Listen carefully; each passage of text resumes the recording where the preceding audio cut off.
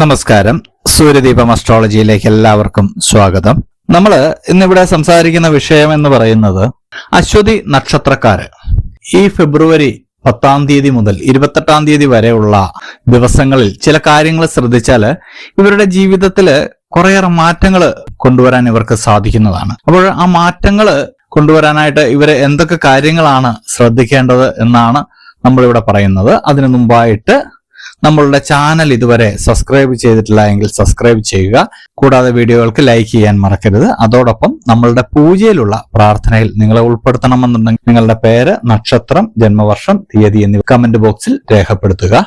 ഈ അശ്വതി നക്ഷത്രക്കാർക്ക് ഈ 10-ാം തീയതി മുതൽ ഫെബ്രുവരി 10-ാം തീയതി മുതൽ യാത്രകളൊക്കെ വളരെയധികം പ്രയോജനം ചെയ്യുന്നതാണ്. അതുകൊണ്ട് എന്തെങ്കിലുമൊക്കെ നിങ്ങൾ പദ്ധതികൾ ആവിഷ്കരണം ചെയ്യുന്നുണ്ടെങ്കിൽ അതൊക്കെ നടപ്പാക്കുവാനായിട്ട് എന്തെങ്കിലും യാത്രകളൊക്കെ ആവശ്യമായിട്ടുണ്ടെങ്കിൽ അല്ലെങ്കിൽ എന്തെങ്കിലും രേഖകളൊക്കെ ശരിയാക്കാനായിട്ട് ഒരുപാട് കാലമായിട്ട് നിങ്ങൾ നടക്കുന്നുണ്ടെങ്കിൽ അങ്ങനെയൊക്കെയുള്ള കാര്യങ്ങൾക്കൊക്കെ യാത്രകൾ ചെയ്ത് അത് പ്രയോജനത്തിൽ വരുത്താൻ കഴിയുന്ന ഒരു സമയമാണ്.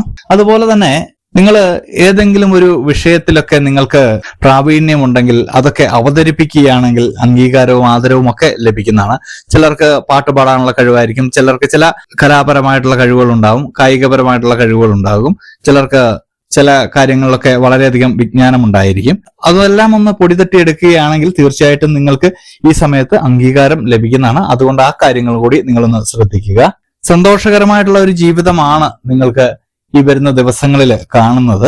നേരത്തെ ഉണ്ടായിരുന്ന അപവാദങ്ങളും ആരോപണങ്ങളും നിങ്ങൾ ഒന്ന് ശ്രദ്ധിച്ചു കഴിഞ്ഞാൽ അതിന്റെ സത്യാവസ്ഥ മറ്റുള്ളവർക്ക് മനസ്സിലാക്കി കൊടുക്കാൻ പറ്റിയ ഏറ്റവും ഉചിതമായിട്ടുള്ള ഒരു സമയം കൂടിയാണ് ഇപ്പോൾ നിങ്ങൾക്ക് വന്നെത്തിയിരിക്കുന്നത്. അത് മനസ്സിലാക്കി മുന്നോട്ട് പോവുകയാണെങ്കിൽ അത് എവിടെ നിന്നാണോ നിങ്ങൾക്ക് എതിരായിട്ട് സംസാരമുണ്ടായത് അവിടെ നിന്ന് തന്നെ അവരെ കൊണ്ട് തന്നെ നിങ്ങൾക്ക് അതിന്റെ സത്യാവസ്ഥ പുറത്തു കൊണ്ടുവരിക്കാൻ കഴിയുന്നതാണ്. അതുപോലെ തന്നെ തൊഴിൽ തേടുന്നവർക്കൊക്കെ വളരെ നല്ല സമയമാണിത്. തൊഴിൽ അന്വേഷകര് വിദേശത്തേക്കാണെങ്കിലും ഒക്കെ പോകാൻ ആഗ്രഹിക്കുന്നവർക്കൊക്കെ ഇന്റർവ്യൂകളൊക്കെ ഉണ്ടെങ്കിൽ ഈ സമയത്ത് പങ്കെടുക്കുന്നത് വളരെ നല്ലതായിരിക്കും. അതുപോലെ തന്നെ സർക്കാർ ഉദ്യോഗമൊക്കെ ആഗ്രഹിക്കുന്നവർക്ക് ഈ സമയത്തുണ്ടായിരിക്കുന്ന ഇന്റർവ്യൂകൾ, അപേക്ഷകളൊക്കെ അയക്കുക, ഇതൊക്കെ ചെയ്യുന്നത് വളരെ നല്ലതായിരിക്കും. ഇതൊക്കെ ലഭിക്കാൻ പറ്റിയൊരു സമയമാണ്. പ്രായോഗിക ബുദ്ധിയൊക്കെ നിങ്ങൾക്ക് പ്രകടിപ്പിക്കാൻ പറ്റിയൊരു സമയമാണ്. നിങ്ങളുടെ ബുദ്ധിപരമായിട്ടുള്ള ചില നീക്കങ്ങൾ കൊണ്ട് മറ്റുള്ളവരുടെ പ്രശംസയൊക്കെ നിങ്ങൾക്ക് നേടിയെടുക്കാൻ കഴിയുന്ന ഒരു സമയം കൂടിയാണ്. ആരോഗ്യനിലയൊക്കെ മെച്ചപ്പെടുന്ന ഒരു സമയമാണ്. നേരത്തെ ആരോഗ്യത്തിലൊക്കെ ഇച്ചിരി മോശം അവസ്ഥയായിരുന്നെങ്കിൽ അതൊക്കെ മാറി ആരോഗ്യം മെച്ചപ്പെടുന്ന ഒരു അവസ്ഥ കൂടിയാണ് ഈ സമയത്ത്. നിങ്ങൾ ഈ സമയത്ത് ഒരുപാട് ഏകാന്തത ഇഷ്ടപ്പെടാനുള്ള സാധ്യത വളരെയേറെയാണ്. ജീവിതത്തെ നിങ്ങൾ ആസ്വദിക്കാനായിട്ടൊക്കെ തുടങ്ങുന്ന ഒരു സമയമാണ്. നിങ്ങൾക്ക് ഒരുപാട് നിഗൂഢ ലക്ഷ്യങ്ങളൊക്കെ ഉണ്ട്. നിങ്ങൾ ലക്ഷ്യങ്ങളൊക്കെ വെച്ചിട്ടുണ്ടെങ്കിലും അത് ആരോടും പുറത്ത് പ്രകടിപ്പിക്കാതെ അത് ഉള്ളിൽ ഒതുക്കി നടക്കുന്നതായിരിക്കും. ആ ലക്ഷ്യങ്ങൾ മറ്റുള്ളവർക്ക് ആർക്കും മനസ്സിലാകുകയുമില്ല. എന്നാൽ നിങ്ങൾക്ക് ആ ലക്ഷ്യത്തിലേക്ക് എത്തുകയും ചെയ്യണം. അങ്ങനെയുള്ള സാഹചര്യങ്ങളൊക്കെ ഉണ്ടായിരുന്നു. ആ ലക്ഷ്യങ്ങളൊക്കെ നിങ്ങൾക്ക് നേടിയെടുക്കാൻ പറ്റുന്ന ഒരു സമയമാണ്. അല്ലെങ്കിൽ അതിനുവേണ്ടി ഒരു പടി എടുത്തു വയ്ക്കാൻ കഴിയുന്ന ഒരു സമയമാണ്. ഈ സമയത്ത് നിങ്ങൾക്ക് വിഘ്നങ്ങളൊന്നും ഉണ്ടാകാതിരിക്കുവാനായിട്ട് വിഘ്നേശ്വരനെ പ്രാർത്ഥിക്കുകയും പൂജിക്കുകയും ചെയ്യുക.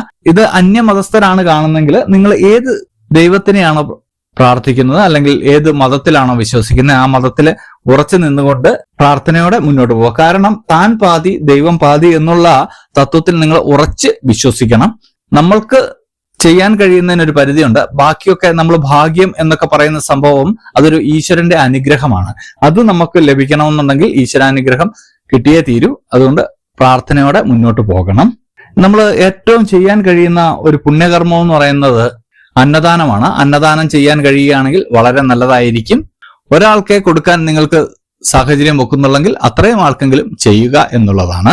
അപ്പോൾ ഇത്രയും കാര്യങ്ങളൊന്ന് ശ്രദ്ധിച്ച് മുന്നോട്ട് പോയാൽ നിങ്ങളുടെ വരുന്ന കാലഘട്ടത്തെ പോലും നിങ്ങൾക്ക് വളരെ സന്തോഷത്തോടെ കൊണ്ടുപോകാനായിട്ട് ഈ ഒരു കുറച്ച് ദിവസങ്ങളിലെ ശ്രദ്ധ മൂലം നിങ്ങൾക്ക് സാധിക്കുന്നതാണ്. അപ്പോൾ ഇതുപോലെയുള്ള അറിവുകൾക്കും വിശേഷങ്ങൾക്കുമായിട്ട് നമ്മളുടെ ചാനൽ ഒന്ന് സബ്സ്ക്രൈബ് ചെയ്യുക. അപ്പോൾ ഇനിയും മറ്റൊരു വീഡിയോ ആയിട്ട് നമുക്ക് വീണ്ടും കാണാം. നന്ദി, നമസ്കാരം.